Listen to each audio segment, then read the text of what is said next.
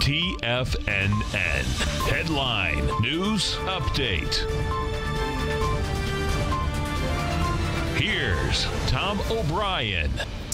Welcome, folks. We have the Dow Industrials up 178. You get NASDAQ up 56. S&Ps are up 20. Gold down 460, trading at 11.53. You got silver down 11 cents at 15.36. Oil is down 72 at $52.02.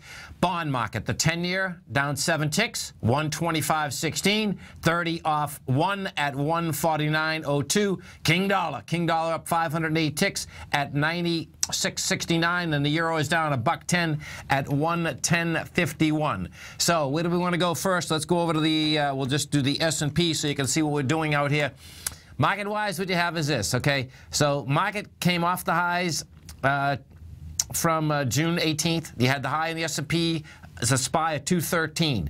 The downdraft, the largest downdraft which occurred out there, was on the 29th of June. That's exactly what we're going into right now, and that's what you can expect to get tested, number one, which is 209.82. Right now you're at 209.44. Your volume characteristic out there is 208 million shares. So that's going to be hard to basically get up and over that area. If we actually take a look at the futures, what you have, and as we're speaking right now, that gap is getting tested right now. The gap that we're talking about in the S&Ps is 2086.25. You know, we're into that gap right now. I suspect what you're going to actually see is that we'll probably finish under 2083. So we're at 2089 right now. If you finish under 2083, more than likely you're going to have a failure. Why? Because on the 29th we came down with such dramatic volume. If we go on to the NQs and we take a look at the correlation inside the NQs, you're at the same area. Bottom line, the NQs are at 4471. And that area, what you're looking at, is 5.9. So the NQs would have to back down about 15 points from where we are right now to have a failure. The gold contract, what do we have with gold? They haven't been able to basically take gold apart, folks. What they did do is that they brought it back into the lows that were established last week, which is 1145. The number to watch, it's the 1146 area, how we came off the lows in March of 2018. That level right there, when we went topside with real juice. Bond market, what do we have with bonds out here? If we go to the 10-year first, what you're looking at with the 10-year is this. 10-year has backed down. What you're going to see, what it looks like right now, is that you're backing down with dramatically lighter volume. We are pushing 2.4 on the 10-year.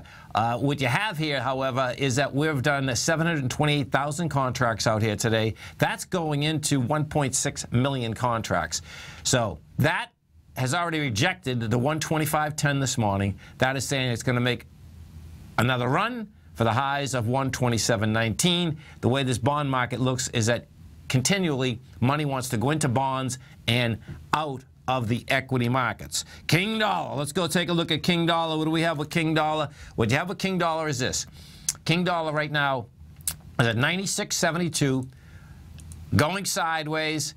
As it had backed down, it did back down with, you know, light volume going into the 29th of June. King dollar also wants to get into higher price, which is the 97.45 area. Bottom line, you can expect high volatility to continue. I expect what you're going to see out here today is that that gap's going to get filled. It's going to fail on price, going to fail on volume, and that is going to put a real spin inside the market. Why? Because what you have is that supposedly there's a deal cut in Greece, and what a deal cut in Greece, folks, is that this market should have been up maybe 300. That's the real bottom line. You know, you had the expansion on Friday with no volume. You get the expansion this morning, no volume. What you can expect is lower prices. This S&P probably up 10 instead of up 20 at the close today. This 10 a.m. update is brought to you every day by Everbank. For more information on the products they offer, visit everbank.com/TFNN. Have a great day. Have a safe day. Look forward to speaking right back here, 10 o'clock tomorrow morning.